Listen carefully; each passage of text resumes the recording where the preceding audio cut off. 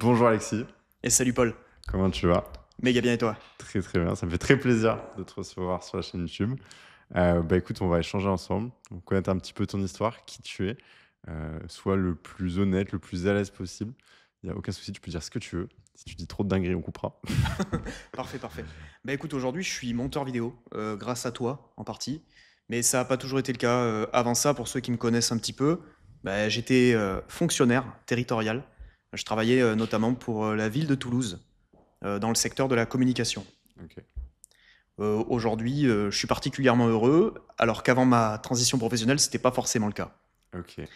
Et si je devais te raconter un petit peu Ouais, c'est quoi ta l'histoire. vie jusqu'à maintenant? Qu'est-ce que tu as fait? Bon, dans les grandes lignes, si tu n'as pas envie de rentrer dans le détail de tout, mais qu'est-ce qui a fait la personne que tu es aujourd'hui? Vaste question, vaste question. Je dirais que c'est avant tout des choix professionnels qui m'ont visé, enfin, qui ont fait de moi quelqu'un qui cherchait de la sécurité, avant tout. C'est-à-dire que je voulais un boulot sécurisant, une sécurité financière, une sécurité familiale, etc. Tout ça pour réaliser au final que c'était pas du tout l'objectif de ma vie, que ça me rendait pas heureux.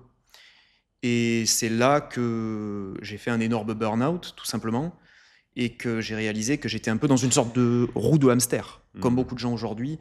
C'est-à-dire que tu te lèves tôt le matin, tu vas bosser, tu rentres chez toi, tu touches une paye, et puis tu vois, tu fais des sauts de puce de mois en mois, et c'est toujours la même chose. Ouais. Et il n'y a rien qui te sort de cette espèce de torpeur, tu vois, qui te sort de cette espèce de matrice.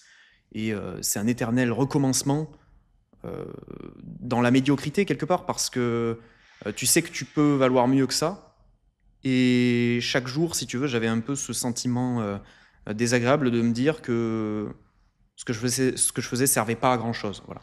Je pense Ok. que ça va être un truc qui va être très important dans la discussion qu'on va avoir aujourd'hui. Quand tu dis ce que tu faisais, est-ce que tu peux nous détailler un peu? C'était quoi ton métier? Bien sûr, ben, je travaillais du coup pour le maire de Toulouse. Je faisais Ouais. des revues de presse. J'étais surtout dans la rédaction de communiqués de presse, notamment tout ce qui était communication vers la presse. Donc, c'était un job qui était intéressant. Il y avait des changements tous les jours. Il y avait beaucoup de boulot. Mais pour autant, il y avait ce phénomène que beaucoup de gens qui ont des métiers de bureau connaissent, c'est qu'il y a des jours où tu vas devoir te présenter à la bonne heure à ton bureau pour ne rien faire de la journée, quoi. Et ça, c'était quelque chose qui m'insupportait. Et donc, j'étais un peu un guerriero des 35 heures. Je supportais pas ça. On me l'a plusieurs fois fait sentir. Parce que, de base, j'ai été élevé à la fois par une fonctionnaire, ma mère, Mhm. qui est prof, et par un père qui est entrepreneur par Ok. nature. Et donc, le côté j'arrive au boulot, mais je bosse pas et je sers à rien, c'était un truc qui m'insupportait complètement, quoi. Ouais, ouais, je comprends.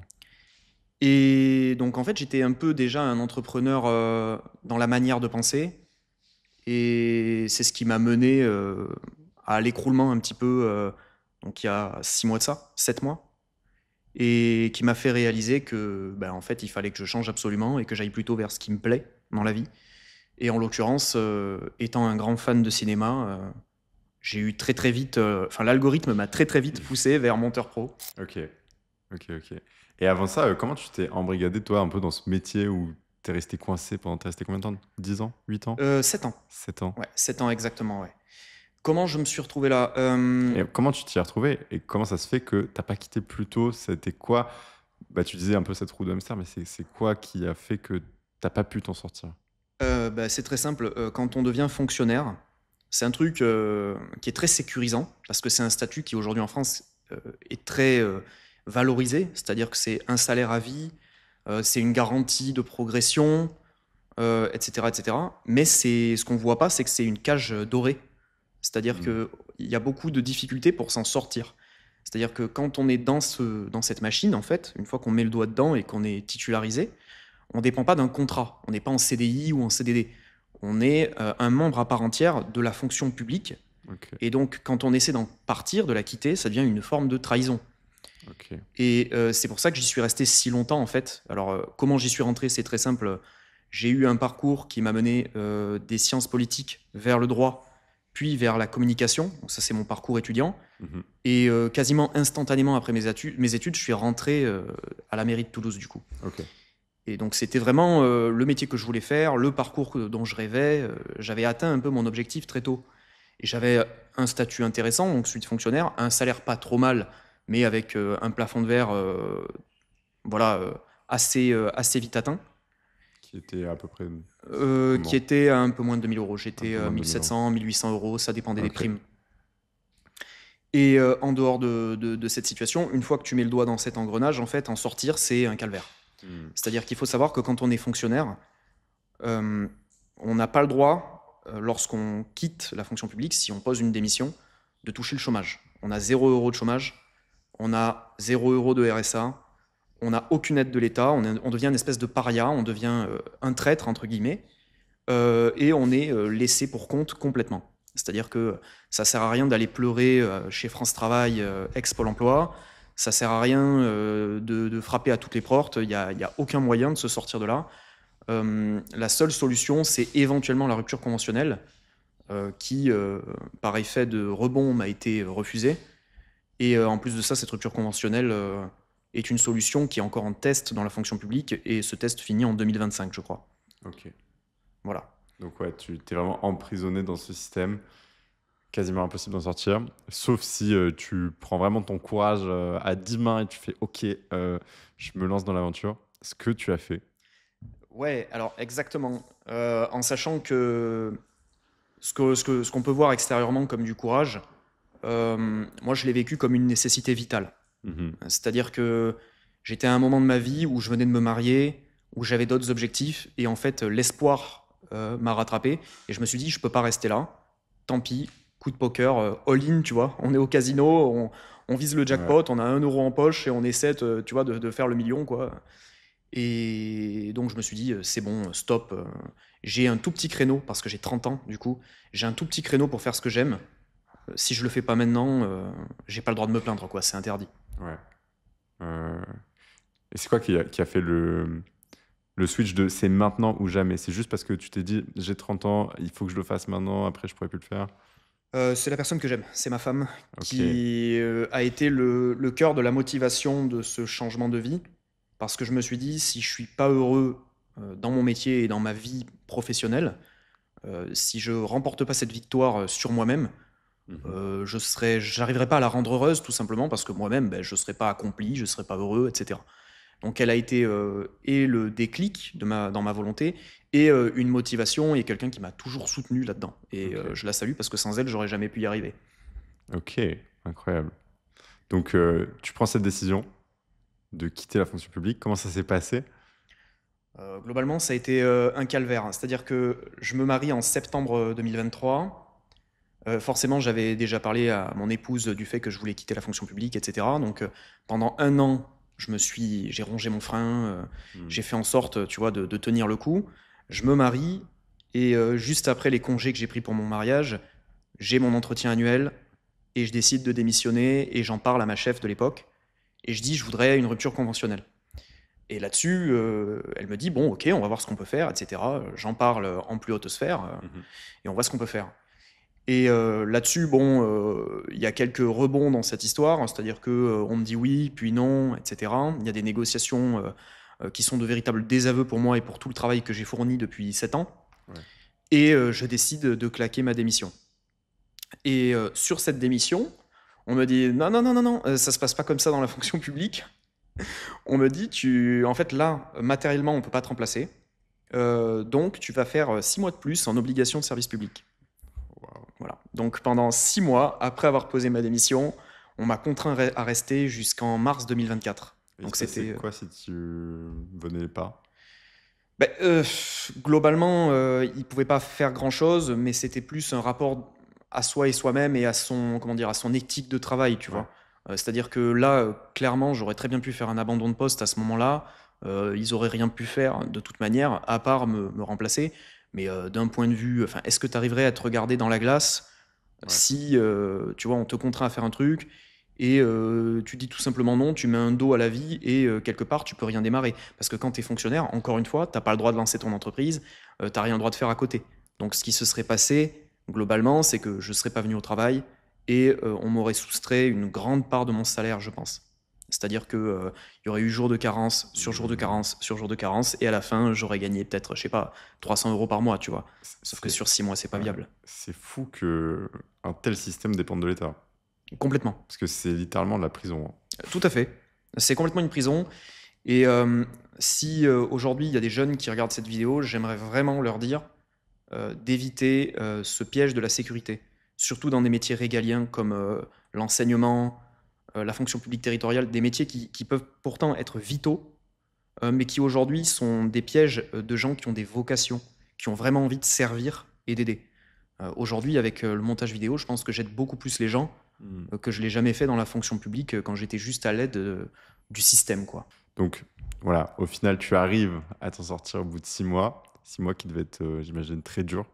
Horrible, vraiment absolument horrible. C'était Ok. globalement un enfer. Je crois que arrivé fin mars, j'ai passé le mois de avril dans mon lit en croix comme ça. J'étais cuit, complètement cuit. Ok. Mais du coup, tu t'es quand même pris une période pour déjà te marier, Exact. prendre du temps pour toi et ta femme, j'imagine. On est parti au Japon. Ouais. On a fait une grosse coupure dans ce passage de ma vie. Enfin, moi, ça m'a fait beaucoup de bien. En fait, comme j'étais passionné de cinéma, etc., j'avais dans la tête l'idée de me lancer dans la vidéo, dans la création de contenu et dans le montage. Voilà. Mhm.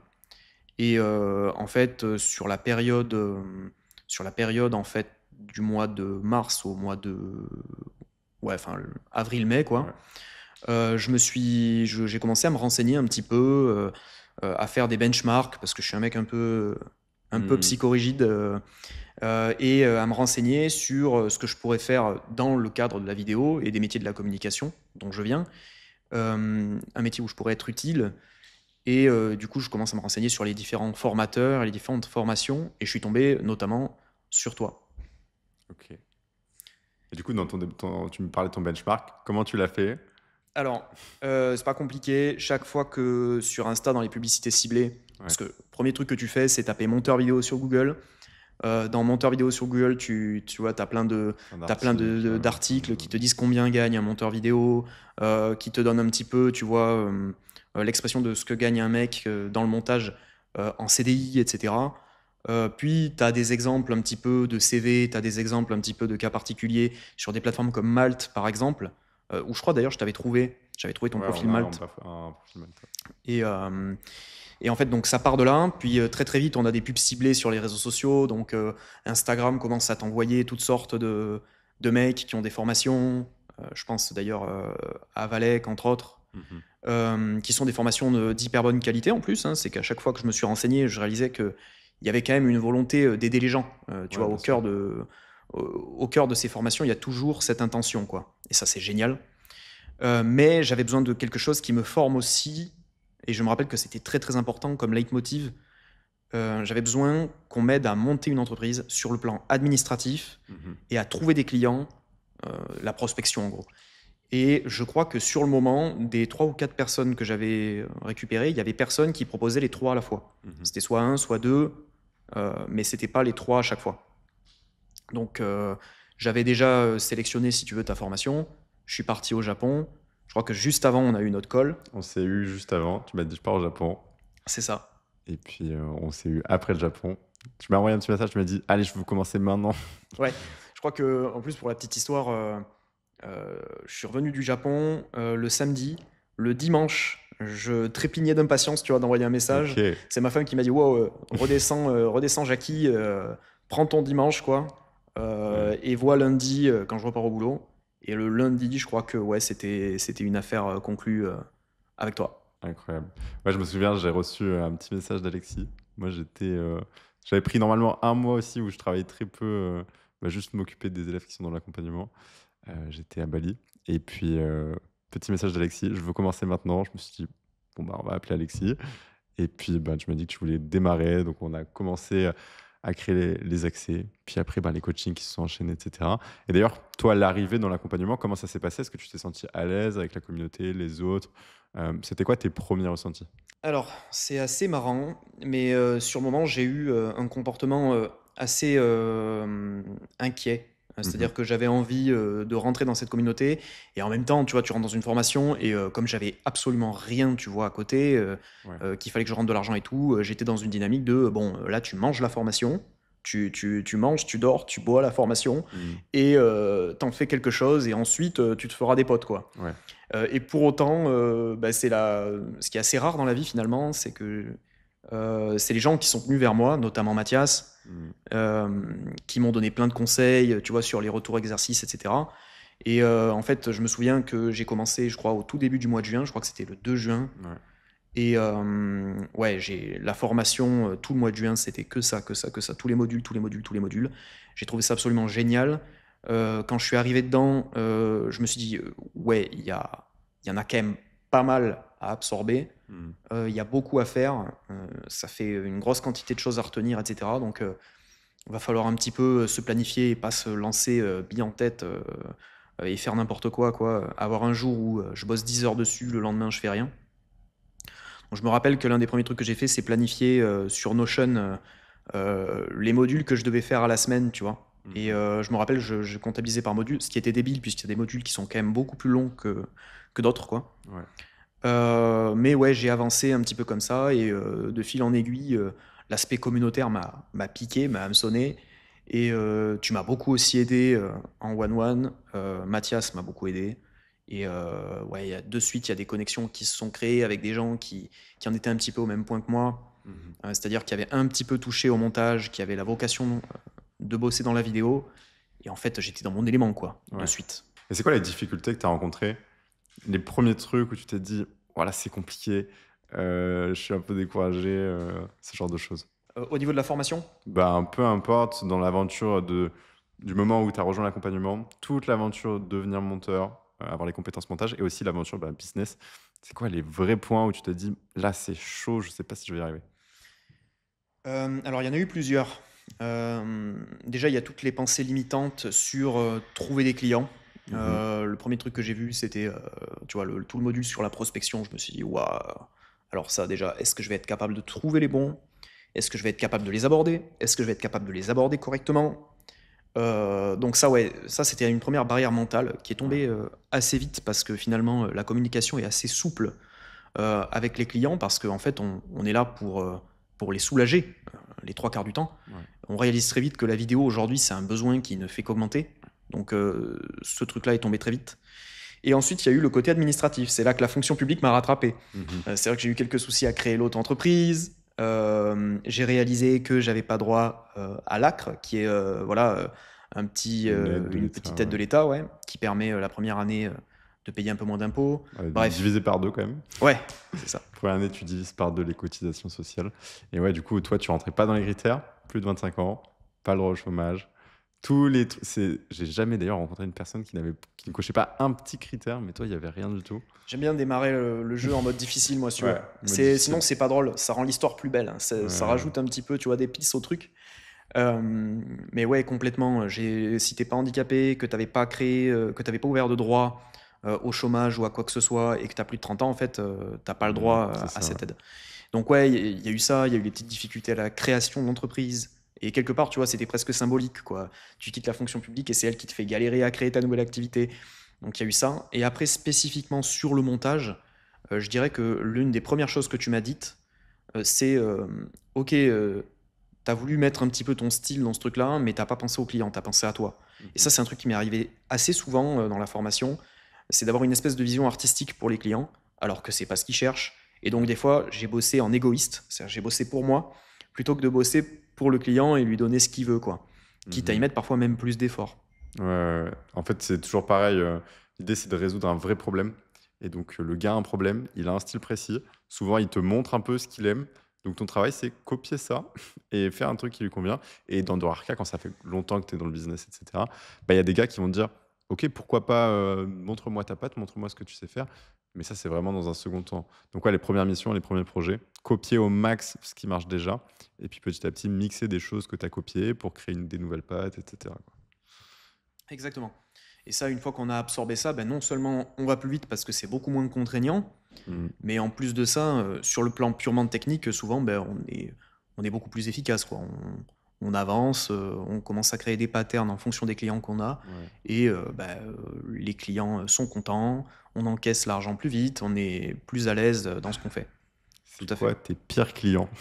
Alors paradoxalement, c'est pas forcément ceux qui vont faire le plus de retours ou qui vont pas être contents de mon travail. Je pense que le pire client, c'est celui qui communique pas. Ouais.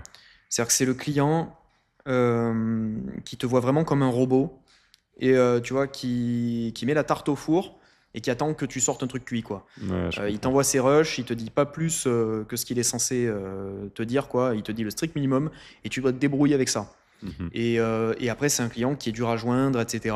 et qui va te faire galérer sur les questions que tu vas lui poser éventuellement et qui pour autant lui permettrait d'avoir une vidéo qui lui ressemble plus. Ouais, bien sûr. Voilà. Après, il faut aussi voir le fait que quand tu es de l'autre côté, parce que j'avais ce même ressenti avant, et maintenant je passe un peu de l'autre côté, parce que du coup, ben, je gère une boîte, donc je vois tout ce qui se passe derrière, tu vois. Et c'est vrai que quand tu bosses en tant que monteur freelance, que tu n'as jamais une société et que tu bosses avec des gens qui ont des sociétés, on se rend pas non plus compte de toute la gestion de tous les trucs qu'ils ont à faire et qui fait que ben, peut-être le style sur ce texte au montage, il s'en fout, tu vois, et il va pas trop te faire de retour. Et souvent, tu vois, moi, si je délègue du montage, mon attente, ça va être que le gars regarde ce que j'aime bien, donc ce que j'ai déjà produit, ce qu'il y a, etc. Et qu'il fasse quelque chose de bien avec ça. Mais ça, c'est vraiment dans un second temps. Et c'est souvent avec des clients un petit peu plus gros, tu vois. Dès que j'ai commencé à avoir des gros clients, c'était que ça. C'était pour moi un truc que j'aime bien. Mais du coup, c'est à toi aussi de faire le taf, de comprendre ce que le mec aime, etc. Mais c'est vrai que au début, on a du mal à s'en rendre compte parce qu'on a l'impression que, comme il y a certains clients qui passent des heures à nous parler, on a l'impression que c'est la norme. Alors qu'il y en a, il y a des mecs qui m'envoient beaucoup plus, enfin, ils nous payent beaucoup plus que certains clients qui nous spamment pour des petits projets à 200 balles, que des personnes, tu vois, des clients qui payent des milliers d'euros par mois et on s'échange 4 messages, tu vois. Et tout à fait, mais le cas particulier en plus, tu vois, du client qui va être super content de ton taf, moi ça m'est arrivé d'avoir une cliente, je pense à une en particulier, qui en gros m'a fait vraiment aucun retour, qui m'a envoyé ses rushs, était vraiment dans la sous-communication avec moi, je lui ai rendu les trucs, merci, c'est génial, au revoir. Et en fait, quelque part, c'est aussi que le montage, c'est un apprentissage permanent, parce que Ouais. c'est un métier qui évolue avec la technologie, avec le style aussi. Et quelque part, j'étais un peu dans cette frustration d'avoir une cliente qui m'a pas dit ah ouais, j'aurais peut-être aimé ça, etc., etc. Mais comme tu dis, c'est tout à fait. Quelque part, on peut passer de l'autre côté. Et si on cherche vraiment ce que veut un client et ce qu'il aime, ben, quelque part, cette question, on peut y répondre tout seul. Ouais, ouais, clairement. Et du coup, bon, on a parlé de ton pire client. Et c'est quoi ton meilleur client? Ben, pour le coup, c'est la cliente idéale. Je pense à une en particulier, encore une fois, qui va énormément discuter, te poser des questions et t'estimer en tant que professionnel Mm. et valoriser ton œil sur ce qu'elle te propose. Et en même temps, c'est aussi une cliente qui va rebondir sur ce que tu as fait pour elle pour te proposer, pour proposer tes services à d'autres personnes. Ouais. Parce qu'au final, grâce à la formation, j'ai eu très peu à prospecter. Mm. Par contre, j'ai réalisé que j'avais une vraie force dans le relationnel client. D'ailleurs, c'est quelque chose, je pense, qui est une piste que je vais vraiment explorer à fond. Et ce relationnel client apporte, par cercle vertueux, plein d'autres clients. Et ça, c'est Mm. exceptionnel. Carrément.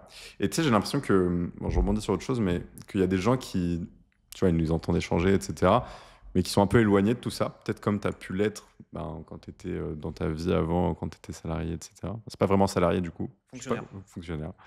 fonctionnaire. Et qui trouvent ça un peu obscur, tu vois, et qui savent pas trop de quoi on parle, qui ont l'impression que ça n'existe pas vraiment.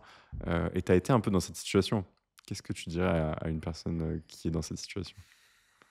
Je dirais qu'il faut se rendre compte qu'il y a, en fait, euh, on va à l'école, on est convaincu, en fait, quand on va à l'école aujourd'hui en France, on est conditionné pour devenir un bon salarié, en fait. On est conditionné pour être un bon hamster qu'on va mettre dans la petite roue, qui va avoir sa petite eau, qui est son petit salaire, en fait, et qui va reproduire sans arrêt ce truc-là. Et l'école, c'est complètement, aujourd'hui en France, une manière de nous conditionner à devenir de bons salariés, de bons employés. Mhm. Alors, on peut pousser la réflexion beaucoup plus loin et dire on est poussé à devenir des esclaves, entre guillemets, etc. Ça, c'est un autre débat. Ouais. Ce qui est certain, c'est qu'on est quand même conditionné à obéir, quoi qu'il arrive. Et en fait, il y a toute une catégorie de la population qu'on occulte, mais qui est bien là, et qui travaille, mais qui travaille en prenant toute cette portion, prend des décisions par elle-même, Mhm. et travaille pour elle-même. Et en fait, c'est des gens qui souvent ne rentraient pas dans les moules scolaires. Donc, si vous faites partie de ces gens-là, en fait, que vous vous sentez mal dans votre travail, je pense qu'il faut réfléchir à la reconversion dans l'entrepreneuriat et éventuellement dans le montage vidéo parce que c'est des métiers qui sont de vrais métiers. Il n'y a pas une blague, il n'y a pas un scam, il n'y a pas, c'est pas une illusion. Il y a vraiment un monde dans lequel où les gens créent des entreprises et vivent de leur entreprise en fait et ne sont pas des salariés toute leur vie. Et si on ouvre les yeux suffisamment, on se rend compte que cet univers-là existe et qu'on n'est pas obligé de trouver un patron. En fait, on peut tout Mhm. simplement trouver des clients. Et je crois que c'est Macron qui disait ça. Alors, je me vois très mal paraphraser Macron, mais il disait aujourd'hui, les jeunes ont plus de facilité à trouver des clients qu'à trouver des patrons. Ouais. Et je trouve que c'est très vrai. Alors, c'est très bizarre de paraphraser le président de la République pour qui j'ai indirectement travaillé et de dire Ouais. ça, mais en réalité, c'est tout à fait juste. C'est-à-dire que c'est pas impossible d'avoir une vie tout à fait saine, comme n'importe qui, être un être humain tout à fait normal, se lever, travailler, avoir une vie de famille, mais sans pour autant être là de telle heure à telle heure pour un patron et obéir à des règles qui sont complètement ubuesques, parce qu'en fait, on est dans une entreprise trop grosse pour qu'elle puisse te regarder individuellement et comprendre que tu as d'autres besoins que ceux d'être là de telle heure à telle heure et de travailler ou pas sur cette planche horaire quoi, qu'on t'a donnée. Ouais.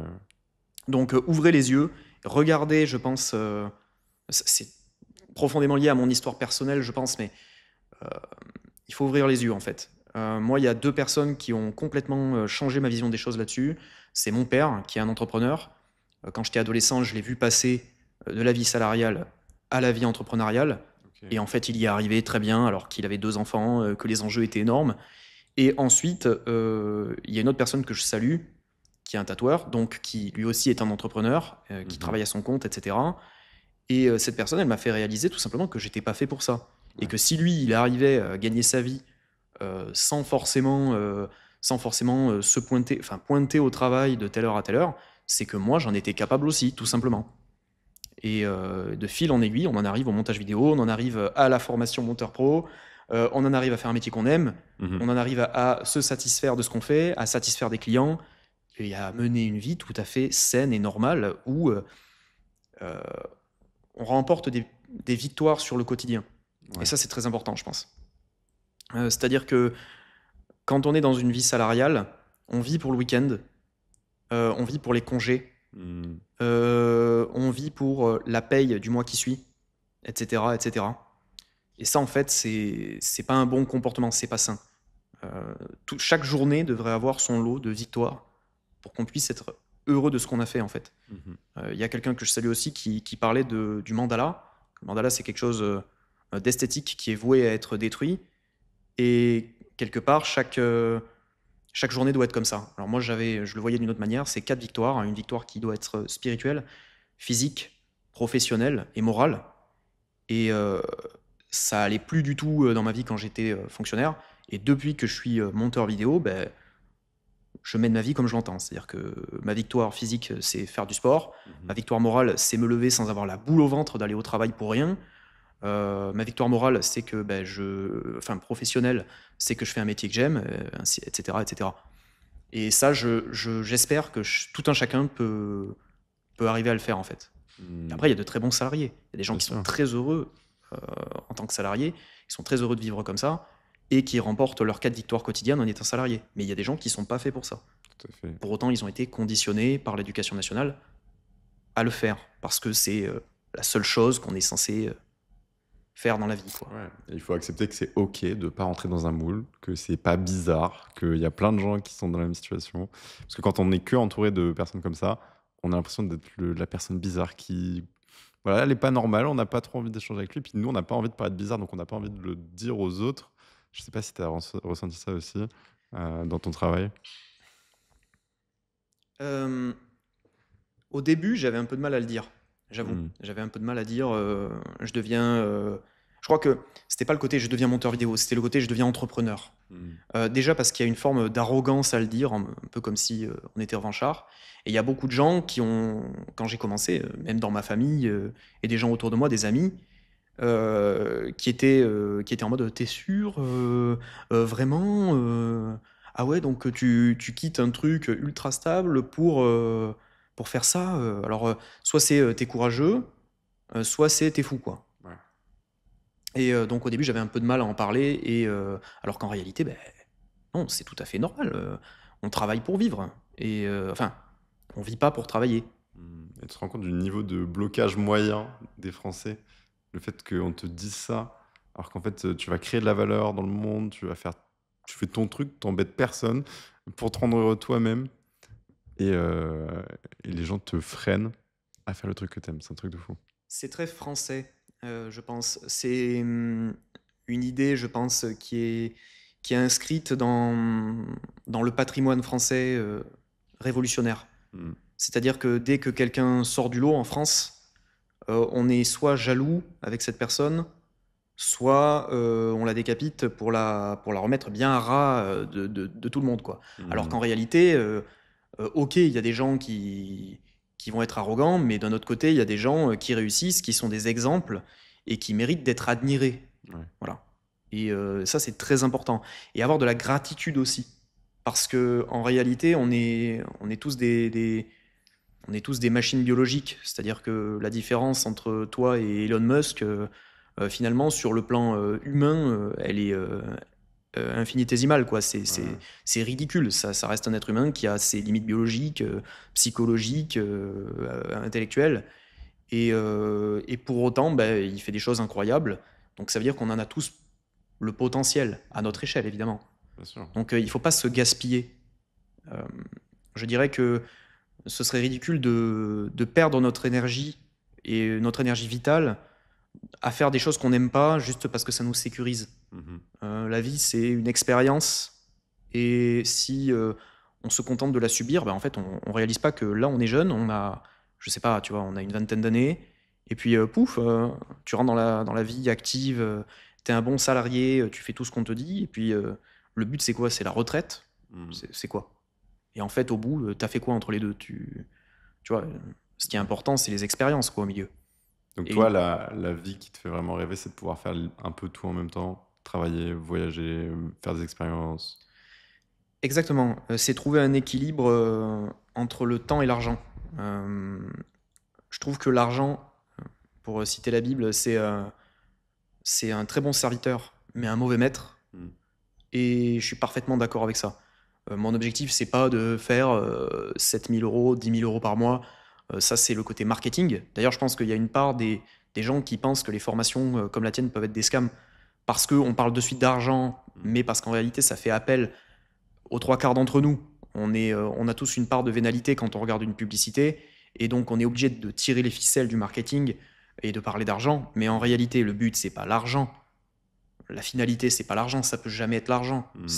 C'est l'expérience. C'est ce qu'on va pouvoir faire de notre vie avec éventuellement cet argent ou ce temps. Parce que le temps est une ressource qui a beaucoup plus de valeur que l'argent. Et, euh, et aujourd'hui, bah, en fait, on me vole plus mon temps. Mmh. Donc j'ai le temps pour voyager, faire des expériences, avoir une vie de famille, me concentrer sur ce qui est essentiel, sur ce qui me nourrit. Voilà. Tu penses faire ce métier, longtemps dans le futur? Je pense que oui. Et je pense aussi, je ne sais pas encore exactement comment ça va se matérialiser, mais le montage m'aura aidé à réaliser que ce que je veux le plus, c'est aider les autres, Mmh. servir. Malheureusement, j'ai pas trouvé ça dans le service public. Mmh. Euh, et en fait, aider les gens notamment à faire de belles reconversions professionnelles. Dans la formation Monteur Pro, après que j'ai fait certaines publicités, notamment pour toi, il y a des gens qui ont rejoint la formation, qui ont le même profil que moi, c'est-à-dire qui Mmh. sortent de la fonction publique ou du salariat et qui me disent j'ai vu ta pub et en fait ça a été c'est ça le déclic, ça a Ouais, été ça le déclic. Et en fait ça m'a fait un bien fou. Ça vaut tout l'or du monde, en fait, ça vaut tout l'argent qu'on pourrait me donner. Enfin, bien sûr. je bosse pas pour l'argent, en fait, je réalise que je bosse pour ça. Mmh. Je bosse pour permettre aux autres de se réaliser quelque part. Et ça, je pense que c'est la petite étincelle que j'ai et à laquelle je vais essayer de mettre feu et voir où ça me mène. Et la vie est une expérience et c'est incroyable. Et après, il y a la création de contenu. Voilà. Tu sais ce que tu aimerais faire avec la création de contenu? Ouais, parler de cinéma. parce que sans le cinéma, je serais pas en train de discuter avec toi ici, parce que c'est mon amour pour le 7e art qui fait que j'ai eu envie de devenir monteur, en tout cas de me rapprocher des métiers de la vidéo. Aujourd'hui, c'est pas du tout le cinéma et les films en général, c'est pas du tout le média sur lequel je travaille dans le montage, mais c'est pas grave.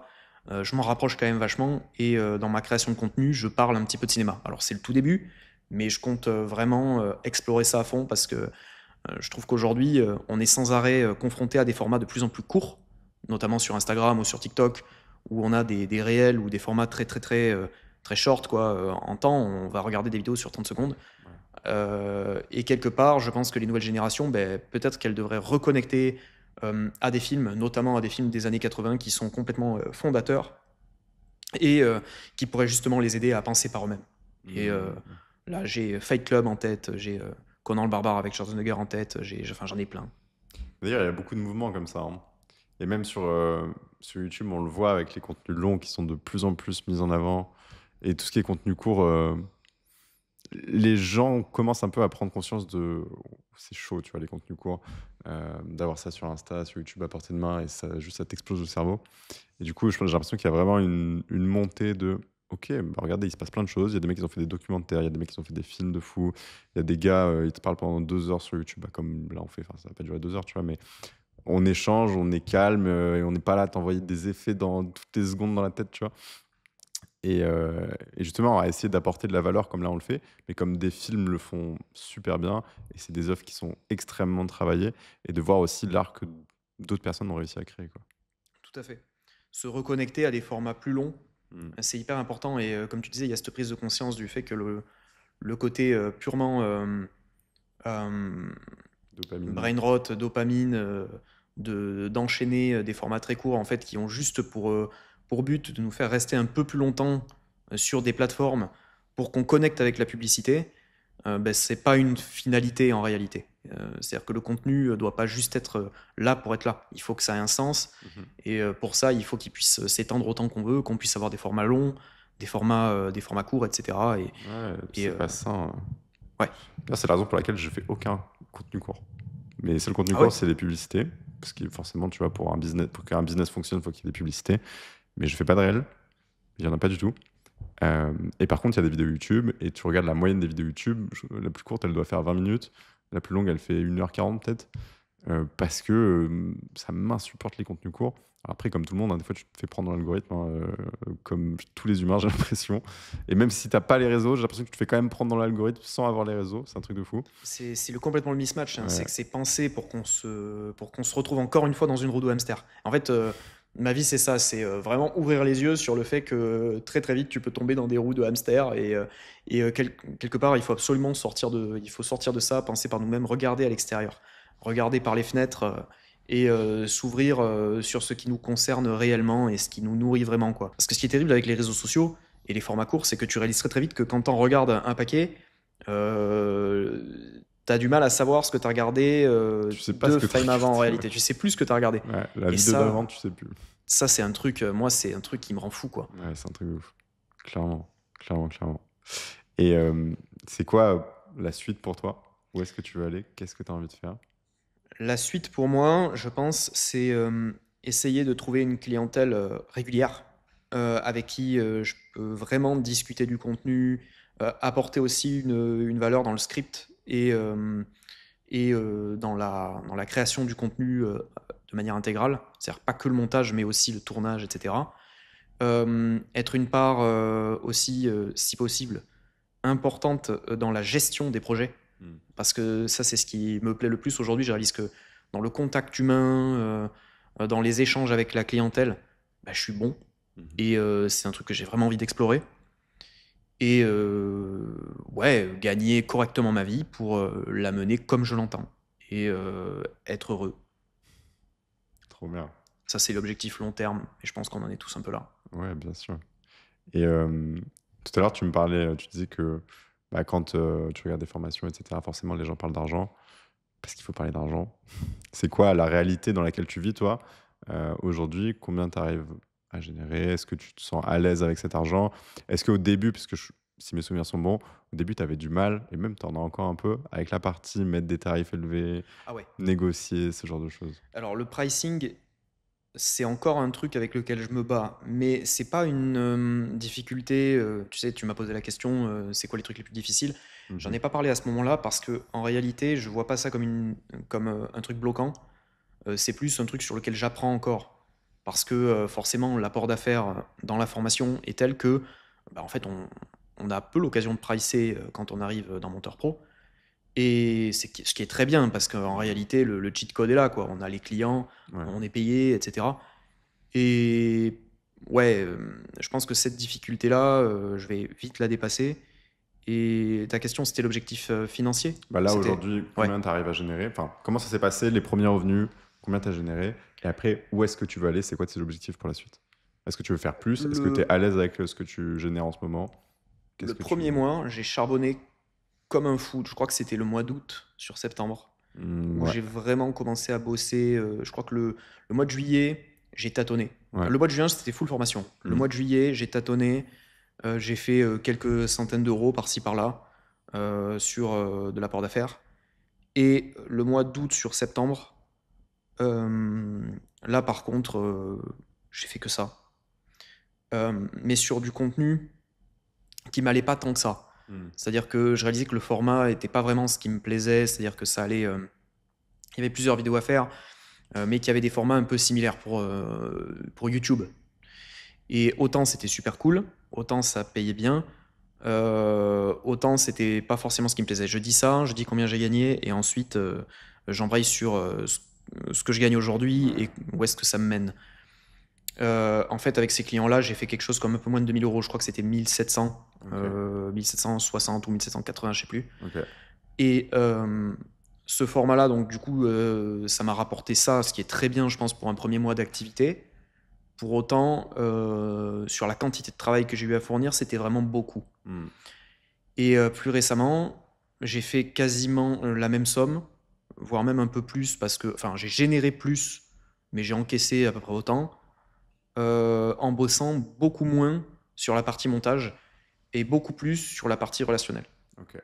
Donc plus sur ce qui me plaît tout simplement. Et en fait, l'idée, c'est de continuer à équilibrer ces deux choses, montage, relation client, pour faire quelque chose comme 2500 à 3000 euros par mois, Mhm. ce qui, je trouve, est idéal pour mener sa vie dans l'humilité Ouais. et de manière parfaitement décente et heureuse. Ouais, bien sûr. Ouais, il reste pas grand-chose hein, pour faire 2500, 3000. Hein. C'est ça, mais t'as le temps. Ouais. Ouais. Bah, c'est ce qu'on disait tout à l'heure. Un petit peu plus tôt, on enregistrait un podcast avec Mathias, qui est aussi dans l'accompagnement et qui a fait plein d'étapes. On se disait, si tu as envie de générer 6000 en montage, c'est possible. Juste, tu vas faire que ça.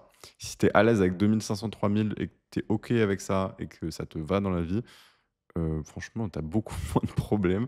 Ta vie est peut-être beaucoup plus saine et plus heureuse. Mais après, voilà, c'est des questions de choix, quoi.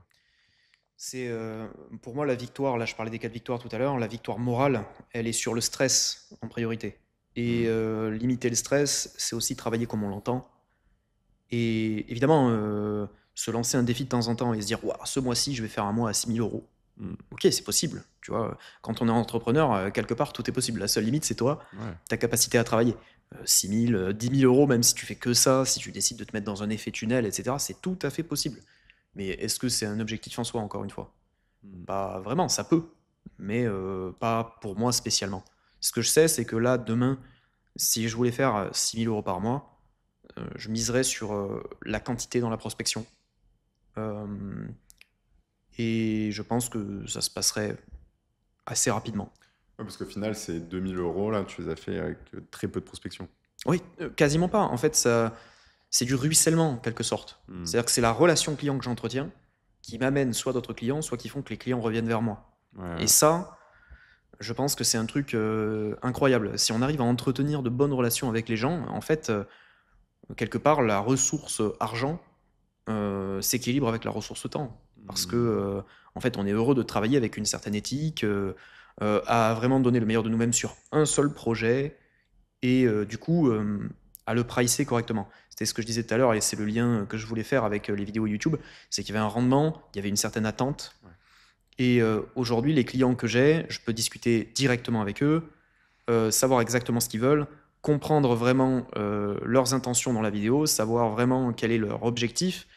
Et à force de discussion, en fait, c'est beaucoup plus facile de travailler rapidement, tout simplement, parce que je crois qu'il y a un créateur de contenu qui, sur Instagram, m'a donné ce conseil quand je cherchais justement des formations pour le montage vidéo. Il m'avait dit, dans la vidéo, plus tu écris, moins tu as de travail. Et c'est hyper juste. C'est-à-dire que plus je communique avec les clients, plus le temps que je vais mettre à faire du montage diminue, parce que je sais où je vais, en fait. Et Ciao, lui. ciao.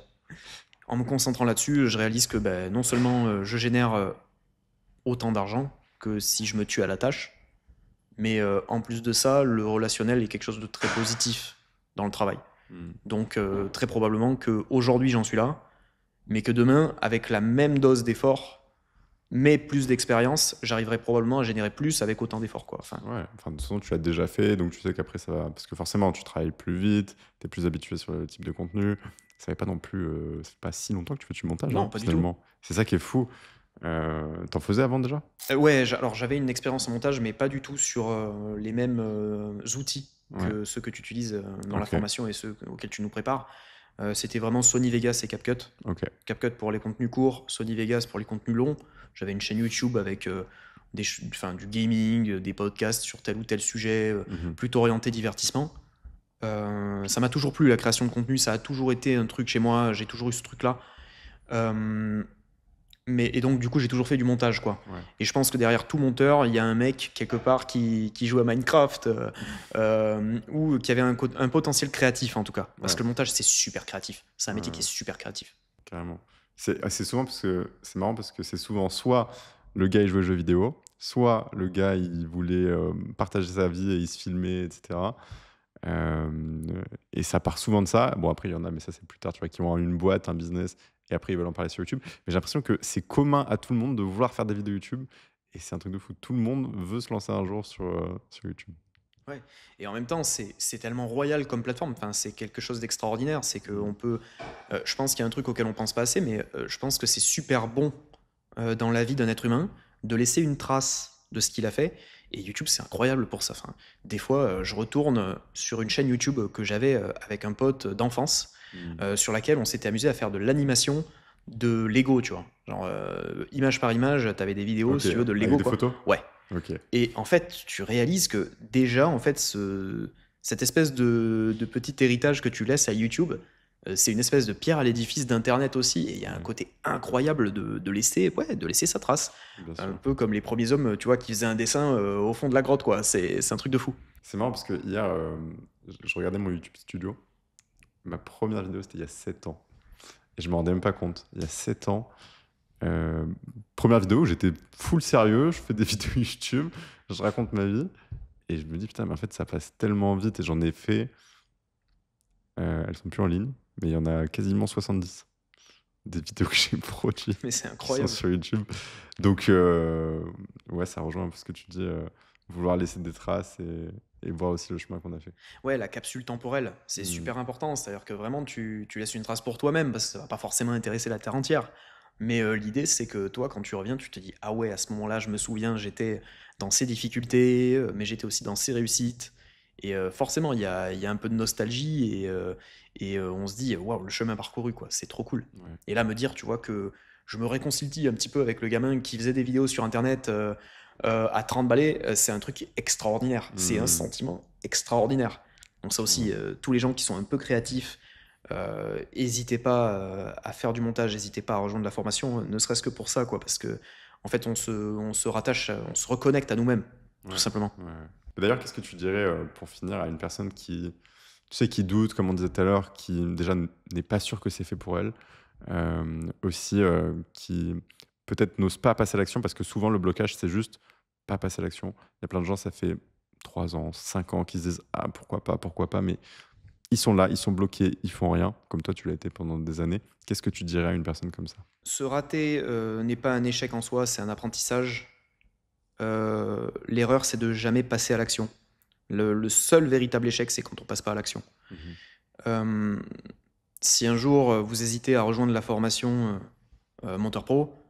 Je pense qu'il faut aussi accepter l'idée qu'on doit se mettre des œillères sur les difficultés et foncer, accepter la prise de risque parce que, pour citer Will Smith, Dieu met derrière la peur les meilleures choses dans la vie. Ouais, carrément. Et moi, c'est le meilleur investissement que j'ai fait sur toute ma vie. C'est-à-dire que le prix que ça m'a coûté en argent est dérisoire, mais vraiment dérisoire, par rapport à ce que ça m'a rapporté et humainement et financièrement, même si ça, c'est pas nécessairement le plus important. Donc, foncez. On triple les prix. Non, je rigole. Merci beaucoup, Alexis, Merci à toi. pour ton temps, ton honnêteté, ta confiance. Je te serre la main aussi. Merci à toi. Et puis, écoute, pareil, si tu veux revenir parler d'autres choses sur la chaîne YouTube, avec grand plaisir. Carrément. Bah écoute, pourquoi pas du cinéma, un de ces quatre. Ça me Carrément. ferait vraiment plaisir. Carrément. Merci à toi. À la prochaine. Toi aussi regarde la même vidéo qu'Alexis a vue avant de rejoindre l'accompagnement Monteur Pro. Clique sur le premier lien en description et regarde cette vidéo.